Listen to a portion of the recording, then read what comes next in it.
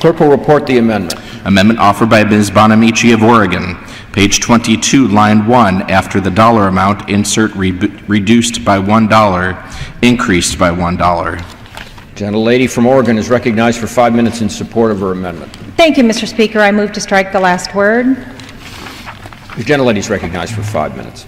Thank you, Mr. Speaker. I rise today in support of the common sense amendment I am offering for Ms. Burkle and myself to help state National Guard units across the country better perform their missions. This amendment requires the National Guard to complete a capability assessment of the medical equipment in its domestic Humvee ambulances should be required to carry in federal and state missions. Right now, these ambulances have no requirement to carry cardiac monitoring and resuscitation equipment, limiting their capability to adequately treat a wide range of injuries in emergency situations. MRAP ambulances used by the Army and National Guard in overseas contingency operations do, however, carry cardiac monitoring and resuscitation equipment.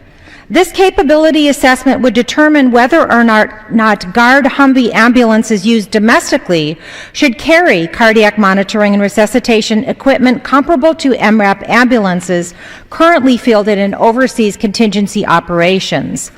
The National Guard's mission includes responding to terrorist attacks, homeland security emergencies, natural disasters, and providing defense support to civilian authorities.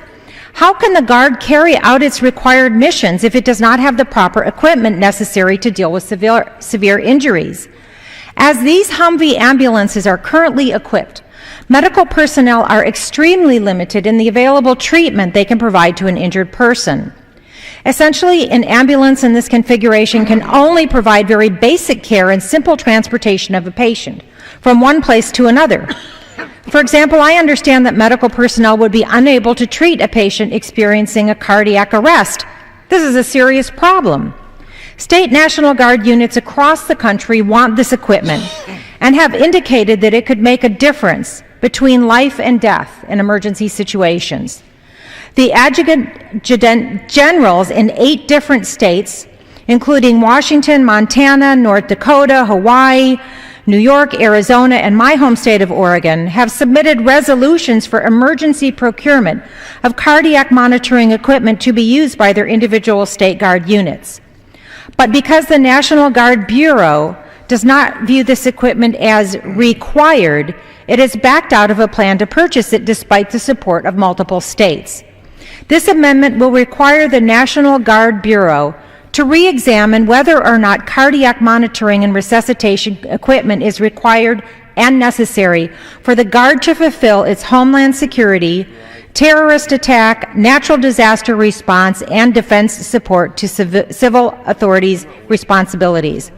Should the capability assessment find that the equipment is necessary under this amendment, the Army may use funds from this section to retrofit and install the equipment in domestic Humvee ambulances currently in use by the National Guard. This is a common sense issue.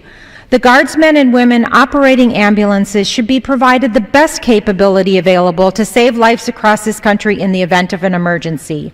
I urge my colleagues' support of this bipartisan amendment, and I yield back my time. The lady yields back her time. Gentleman from New Jersey. Move to strike the last word. The gentleman's recognized for 5 minutes. We want to thank the gentlewoman for bringing this issue to our attention, and we have no objection to it. I guess we would accept it. I think its assessment would be valuable to be made. Will the gentleman yield? I'd be happy to.